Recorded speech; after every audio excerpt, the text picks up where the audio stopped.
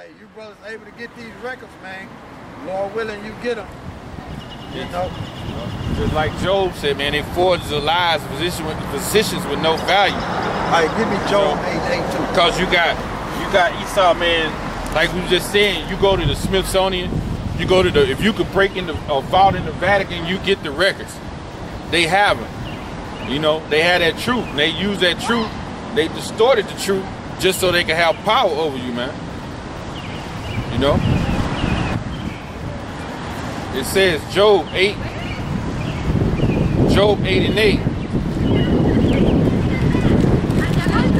Job 8 and 8 says, "For acquire, I pray thee, of the former age, and prepare thyself to search of thy fathers." Yeah. That's the history, right? Is, you know, first of all, it's the scriptures. And in these scriptures, you know, when you read these scriptures, history, it's all the same, man. We can go into the scriptures and pull out the Greek history, the Egyptian, you know, how we were in bondage. It goes all the way back. So you said prepare yourself, man. So you should diligently want to search out for your history, man, and read in the scriptures. And search these records to find truth, man. Because you know, when you search these records, it just gives validity to the scriptures, man. That the scriptures are true, man. Well, the scriptures really don't need it. Yeah, don't need it. Right. Because if you don't understand, that means what? The Lord didn't give it to you. He said, "I revealed my secret unto the servants of prophets." Yeah. In Titus 1 and 15. You know, to the pure, all things are pure. You know.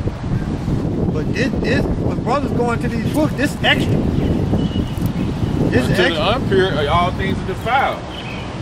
Even unto the 2/3, we can read these records. You know what? They still ain't gonna believe it. See, 2/3, that's 2/3 main. That's their main angle when they come up here. If we read the Bible, well, show me some history and some facts. Show me other books. But we bring out these books. We've been bringing out these. We've been sitting here the last 2.5 hours bringing out this information, and ain't nobody stopped. We didn't have Jake's pass by. Matter of fact, since I've been here, I've been watching. We didn't have Judah pass by here, and we didn't have Issachar pass by here, and Zebulun and pass by here, and probably Asher, because we're going into it. I'm pretty sure, because I seen some people pass by look like they were from South America. So we didn't have probably Asher pass by here or Naphtali. We didn't have Issachar pass by here, and Judah pass by here, man. And some of them look like Gadites too. So we probably had 5 or 6 tribes pass by here. But you think anybody stopped? No, they ain't stopped. Now, this is another book. This is another book. It's kind of old. Aztecs. About the Aztecs. Now this is the so-called Mexicans again. Okay, and then the book is on the back. The name of it is on the back. It says Fray Diego Duran. That's the author. Fray Diego Duran. All right. Diego Duran. Now, I didn't have time to look up what his position was or what he was doing, but this is a book, and these are the records, and we just bringing it out. We just going through the spirit. Now, all the pages, I got them strips on, highlighted, touch on it. Okay. All the highlights. It says, this on page 3. Page 3. It says, in order to discuss the real and truthful account of the origin of the beginning of these Indian nations. So going into the Aztecs, which are the Mexicans, okay? Their history. So mysteriously and remote to us, and to discover the real truth about them, some divine revelation of the Spirit of the Most High would be needed. However, lacking this, it would be necessary to make conjectures and reach conclusions through the many proofs of these people give us with their strange ways and manner of conduct and their lowly conversation, so like that of the Hebrews. Because of their nature, we would also affirm that they are Jews and Hebrew people.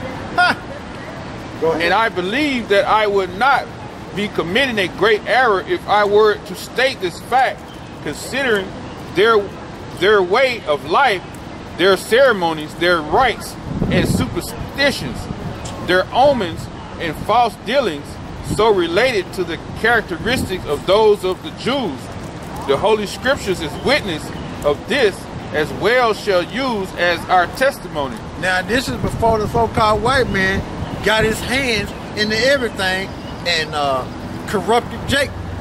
Okay?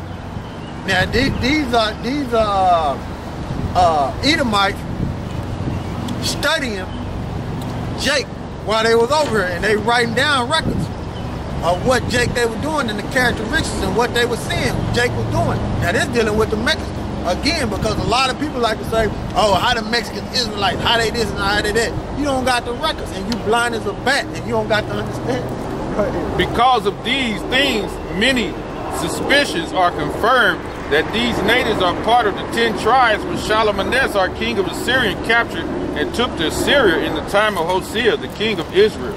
Done.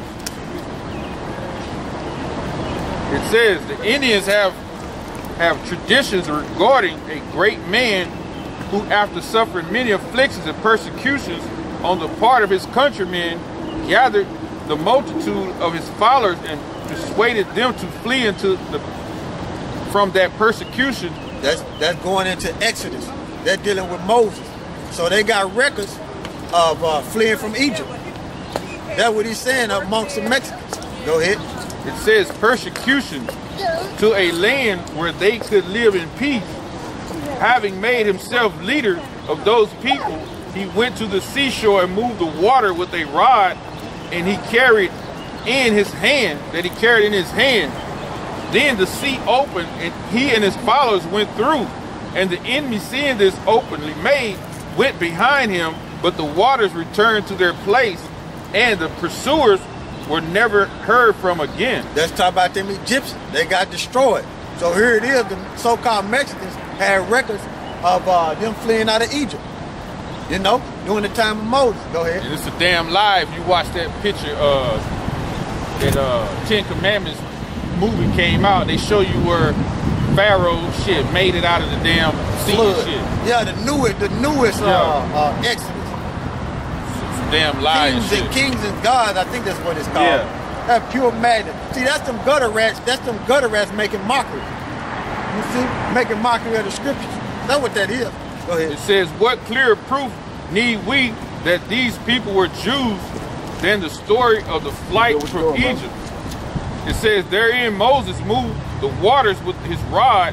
The sea opened, a path appeared, and after Pharaoh followed with his army, the Most High Yahweh returned the sea to its place, all the enemy being then drowned in the deep." Yeah, it's YouTube footage where Esau then went down there in the Red Sea and seen the chariots of Egypt, the Egyptians down there in the water, and passed a law saying that don't move them chariots out of that water. You know, they know it too because that algae grows on it. Everywhere you see algae growing on the sea beds, they knew it's something under there. Yeah. You know? They knew. And they seen it. They passed laws. Don't take it out from up under that water. God. And it says, if the previous account were not convincing enough, I should like to tell about another event that the Indians claim happened on their long migration. While they were camped by some hills, a frightful earthquake occurred. Then the earth opened and swallowed certain evil men, an occurrence which filled the other people with dread. Having seen the painting of this event, I was reminded of the book of Numbers, where that's what I was thinking. it is to how the earth opened up and swallowed up Korah, Dothan, and Abiram. So that's in the book of Numbers. So-called Mexicans, this before the white man came over here, had records of the Bible, of the Torah. See that? Go ahead. In the same Indian painting was shown how sand and very fine hail rained on them. That's talking about that manna. And when I inquired that this meant, the people told me that the sand was from the sky rain on their forefathers continually doing a journey that they made to reach this land. If I am not deceived, this must be manna which the Most High Yahweh sustained the Jews in the desert, as chapter 16 of Exodus relates. See that? That's plain. So he giving you the records on what he observed amongst the so-called Mexicans, which are Issachar. They true biblical nationality. And the reason why the Spanish put that name on them, because they couldn't pronounce, well, hold on. They couldn't pronounce, Cortez couldn't pronounce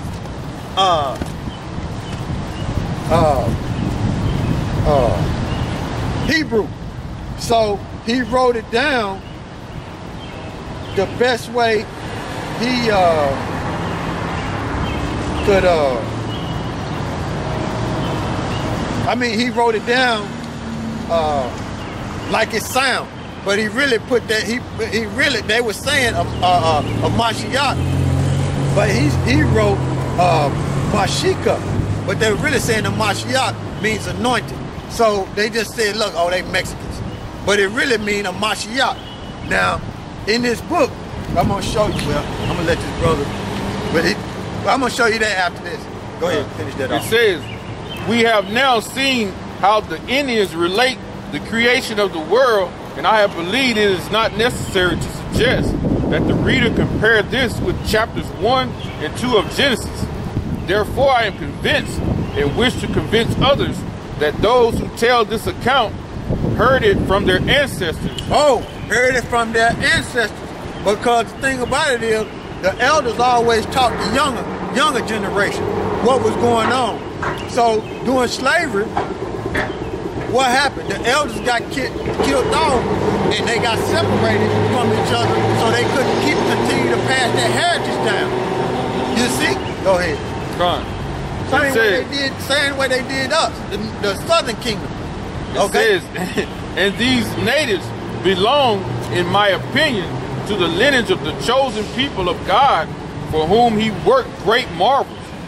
And so the knowledge of the painting of the things of the Bible and